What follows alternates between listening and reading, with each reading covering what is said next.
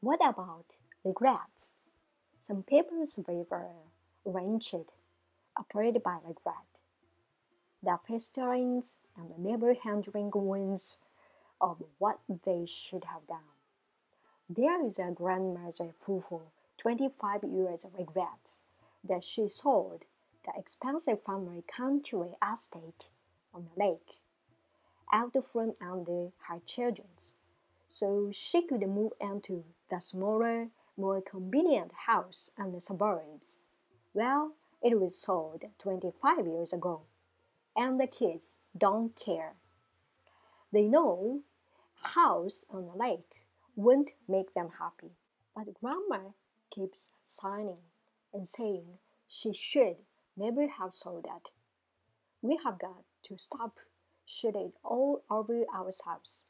When playing tennis, what possible good does it do to become dysfunctional and irritated?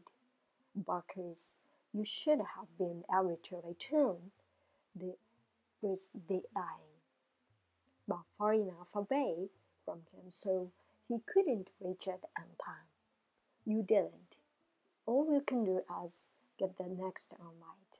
What about anger? The angry young man. That driver was wrong.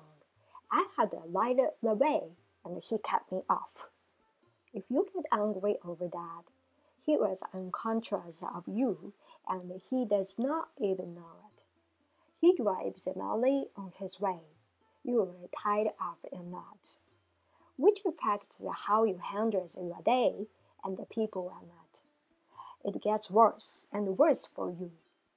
But if you are angry about your mistakes, that is even tougher on you. But it's almost always a mistake is to be angry. He conditions making for the bunch of decisions that angers you were there, and unfortunately at that time there were no inputs or events to prevent that from happening. So it happened. It's not easy to win this kind of controls over your emotions, but it is simple. Two people can both fail at the same things. Why is it that one person fails like a failure, and the other bounces right back like a rubber ball? The answer lies in how we handle our ABCs. Let's say two salespeople both miss a sale. Missing sale is an A or an activating event.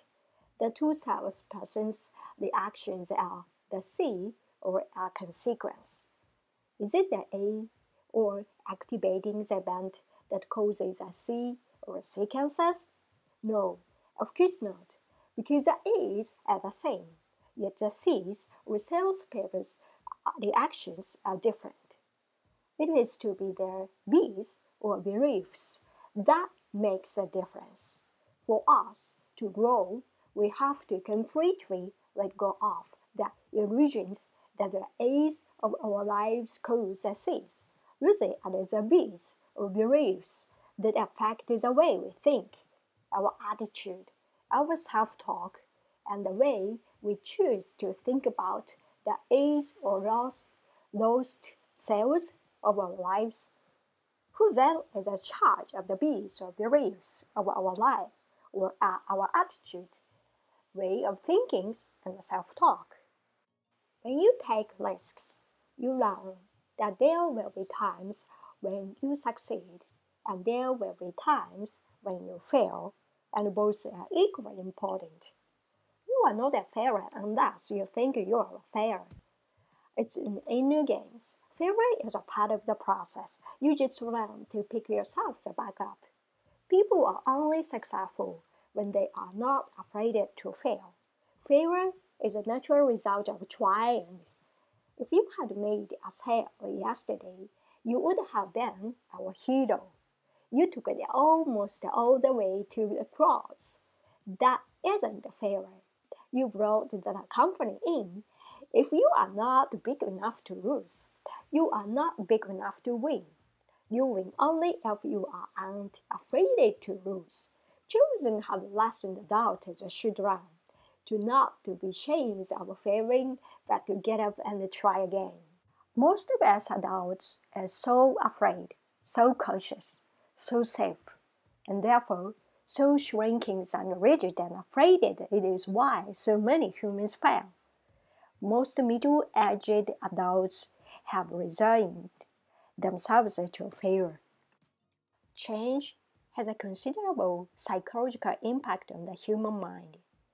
To the fearful, it is threatening because that means that things may get worse. To the helpful, it is encouraging because things may get better. The good news is that we cannot change the events of our life. The is or fact that we lost the sale, the goal, lost the game, we have no direct control over the seeds or consequence, because as a response to our beliefs, that we can look at our beliefs, attitudes, thought process, and self-talk, and we can change these. Our beliefs have been learned and reinforced, but we can begin to unlearn them in ways that will be more beneficial and more in our self-interest. We can learn and grow instead of lose and fail. We were groomed to fit in through our experience of life, our innate and natural desire to grow, our creative spirit. It is evident as we watch the way kids explore the world with curiosity, with wonder. They express themselves naturally, not being self-conscious about their silly dancing or silly thinkings. They play believe with completed focus, engrossed on the moment, unashamed. They get messy. Then we grow up. We go to school and then are conditioned to be employer mindset, rules.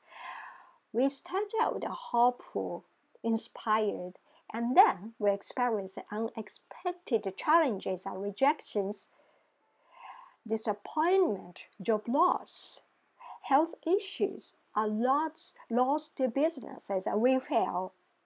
We must not water our disappointments, but we must water our dreams. We must accept finite disappointment, but never lose infinite hope. This is why, if you and I are going to succeed as leaders and survive as individuals, we must guard our hearts. They are more important than we can possibly imagine. If we lose heart, we have lost everything. If your heart is unhealthy, it threatens everything else, family, friends, and career, everything. Hope is not a granted wish or a favor performed. No, it is far greater than that. It is a zany, human, unpredictable dependence on God, who loves to supply us out of our socks. I have never quite understood what false hope is. All hope is false, in the sense that what is hoped for may not materialize. At the time of hoping, one cannot know the outcome. If the hope serves to improve one's quality of life and does not cause one to avoid taking adaptive action when it is possible, nor be resentful when the hoped for outcome does not materialize, then it is obviously desirable. I am no longer dreaming girl. I can see my past self-reflected inside.